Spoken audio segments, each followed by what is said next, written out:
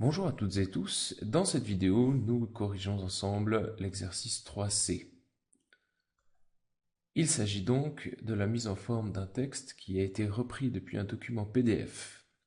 Et comme on le remarque, lorsque l'on affiche les caractères non imprimables, il y a des sauts de ligne à la fin de chaque ligne, ce qui est horrible du point de vue des paragraphes.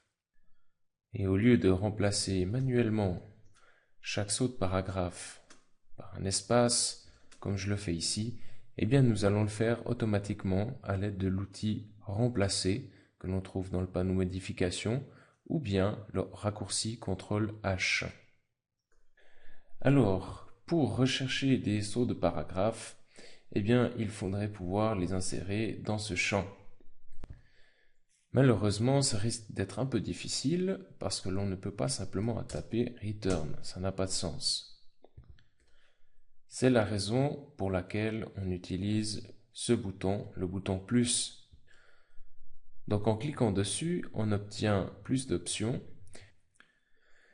et on peut utiliser ce bouton spécial pour obtenir davantage d'options. On peut notamment rechercher des marques de paragraphes.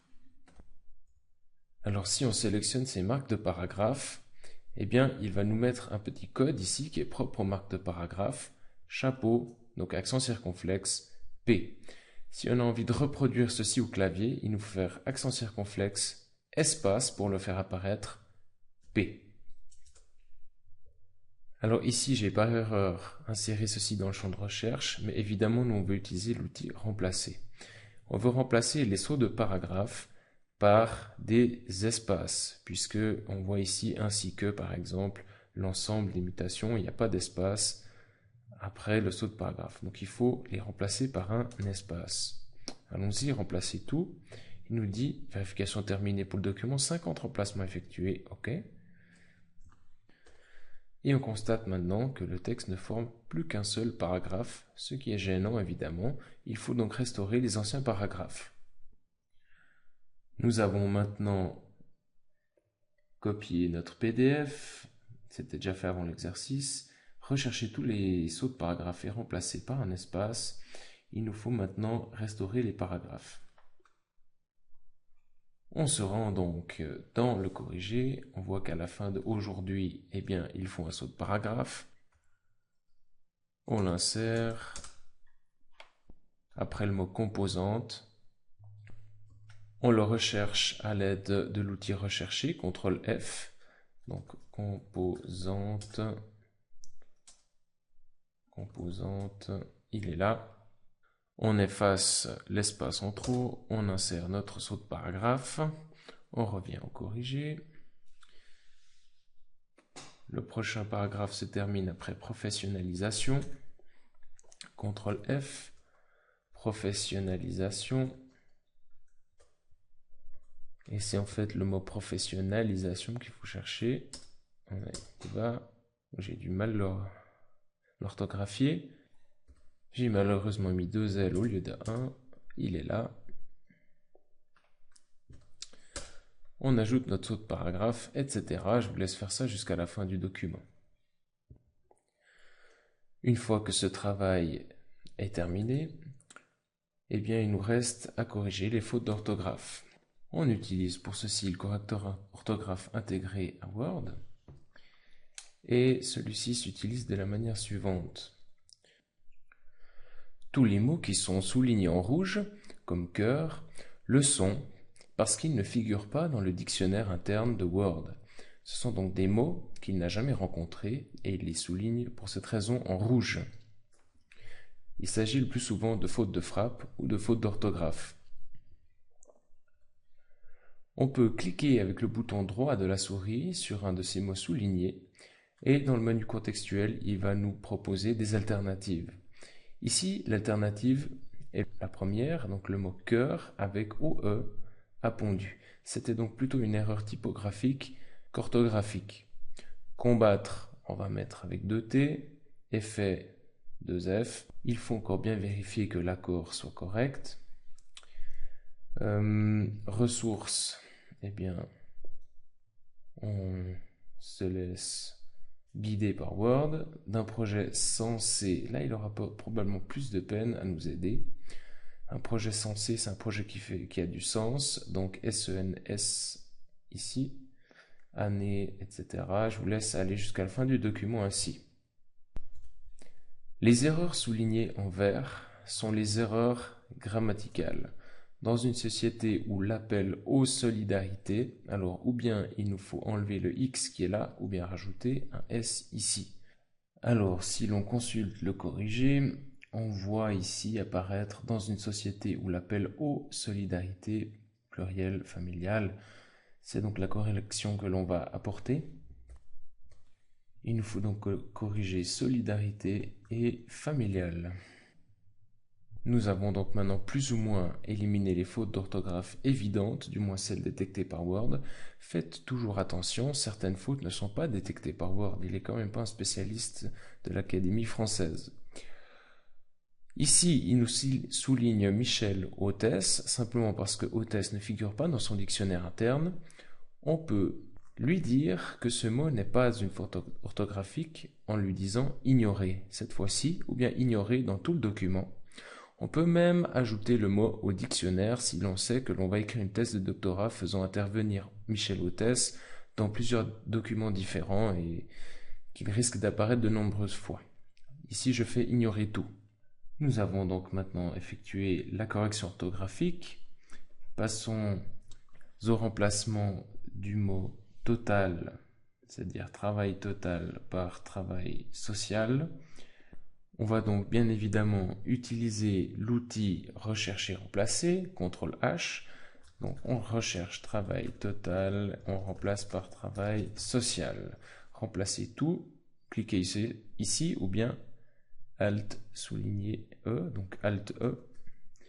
Ok, vérification terminée. On continue dans le reste du document pour vérifier qu'il n'y ait vraiment rien qui reste. Ça a l'air d'être bon. Alors, nous avons terminé cette phase. On nous demande maintenant de faire une opération un peu plus compliquée consistant à remplacer la mise en forme de tous les mots qui ont cette racine professionnelle, qu'ils soient au masculin ou au féminin, qu'ils soient au singulier ou au pluriel, et bien de les mettre en gras et en italique. Et on peut faire ceci également à l'aide de l'outil remplacer, rechercher, remplacer. Ceci va cependant nécessiter de recourir à ce qu'on appelle les caractères génériques, ou en termes plus techniques en informatique, les expressions régulières. Alors nous devrons rechercher les chaînes de caractères contenant professionnel, mais avec par exemple le suffixe s, ou bien le, ou bien les, ça c'est le masculin pluriel, le féminin singulier, le féminin pluriel. Je mettrai les caractères génériques en vert. Il s'agit donc d'indiquer que le mot commence par professionnel, donc ici on symbolise le début du mot. Ensuite, le mot doit se poursuivre par professionnel. Et finalement, eh bien, il nous faut pouvoir résumer ces différents cas à l'aide d'une expression régulière, c'est-à-dire d'un ou plusieurs caractères génériques. On pourrait essayer le caractère générique étoile et puis fin de mot qui symbolise un ou plusieurs caractères. Le problème serait alors que l'on va également trouver des occurrences du genre professionnellement, ce qui n'est pas souhaité. Alors, comme professionnellement n'apparaît pas dans l'exercice, on pourrait se contenter de celle-ci.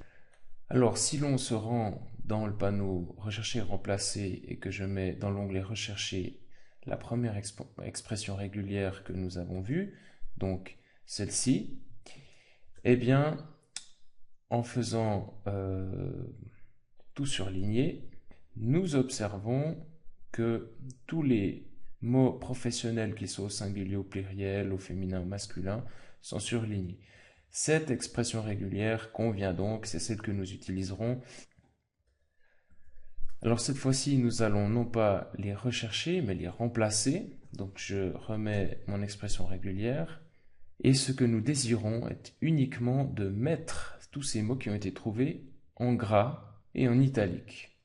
Alors pour ceci, on laisse le champ remplacé par vide et on s'occupe ici de changer uniquement la mise en forme des occurrences, c'est-à-dire on va dans le bouton format, police des caractères et on change gras italique. OK ? On fait le remplacement automatique dans tout le document. Il nous dit que tout a été remplacé. OK. Et on peut maintenant constater le travail bien fait par l'outil rechercher-remplacer de manière automatique. Il a pris de manière indifférente tous les genres, donc masculin, féminin et singulier, pluriel.